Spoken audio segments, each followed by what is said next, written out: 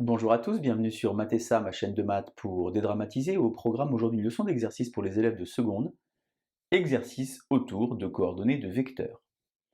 Nous sommes bien évidemment dans le chapitre de seconde qui traite des vecteurs du plan. Je vous insère comme d'habitude le lien vers la playlist du chapitre afin que vous puissiez vérifier vos acquis et vos connaissances. Êtes-vous par exemple au clair sur la notion de vecteur collinéaire? Savez-vous également calculer les coordonnées de vecteurs? En parlant de coordonnées de vecteurs justement, le plan est ici muni d'un rond, un repère orthonormal direct que j'ai appelé OIJ, ce qui justifie l'existence des coordonnées de points.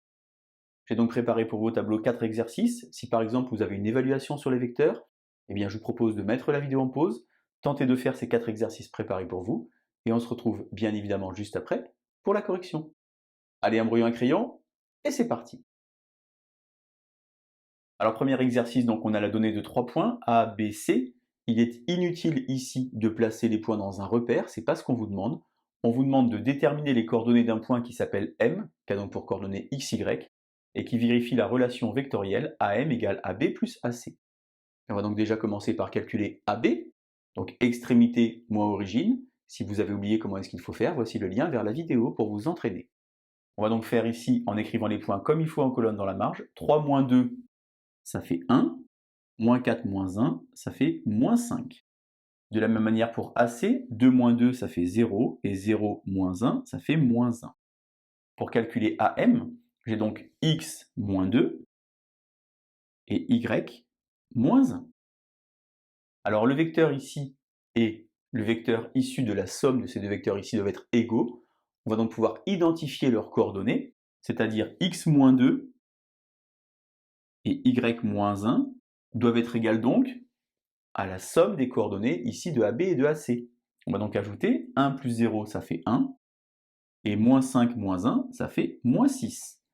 Finalement, eh bien, j'obtiens x égale 3, et y égale moins 5. J'ai donc un point M de coordonnées 3, moins 5, qui va donc vérifier l'égalité vectorielle AM égale AB plus AC. Vous voyez, c'est relativement simple. Si vous n'aviez pas réussi à faire ce premier exercice, eh bien remettez la vidéo en pause, tentez de le faire avec le deuxième, qui est évidemment plus difficile, et on enchaîne. Donc cette fois-ci, toujours la donnée 3 points, toujours inutile de les placer dans un repère. Déterminer les coordonnées de M, telles que CM égale AB plus 2AC moins 3BC. On va donc, toujours après avoir écrit les points en colonne, calculer les différents coordonnées de vecteurs pour pouvoir écrire un système et identifier. On commence par AB. AB, c'est donc ceci, moins 2, moins 4, moins 6, 9, moins 5, 4.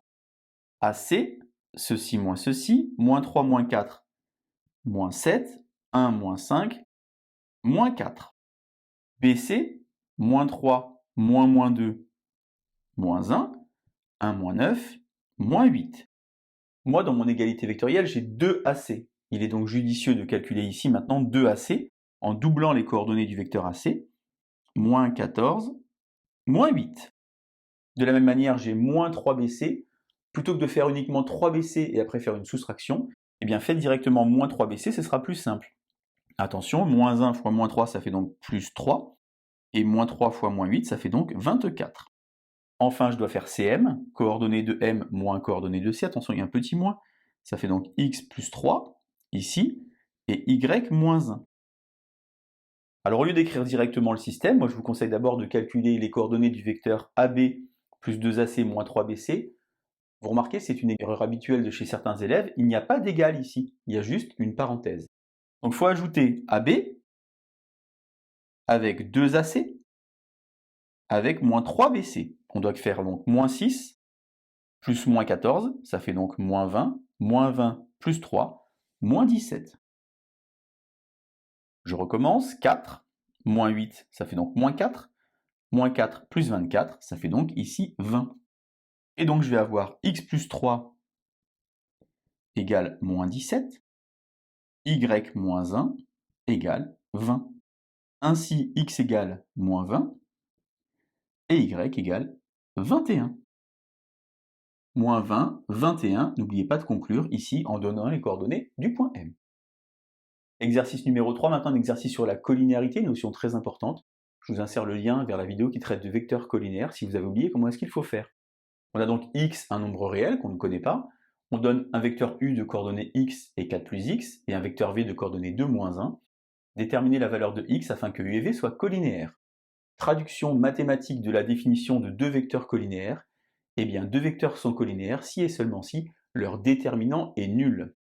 On va donc écrire comme ceci le déterminant, en écrivant les coordonnées du vecteur U en colonne, ainsi que celles du vecteur V comme ceci, égale à 0.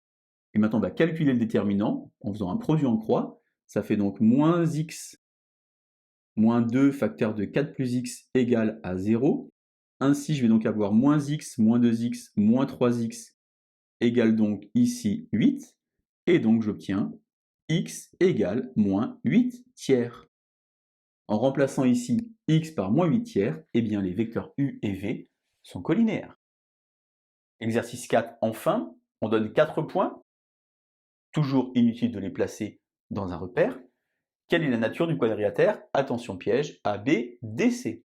Donc d'abord, on va faire tourner les lettres sur un petit croquis, ABDC. Et donc, on se rend compte qu'on va calculer les vecteurs, par exemple, AB et CD. Donc AB, 5 moins 1, 4. 4 moins 2, 2. CD, attention, 5 moins 3,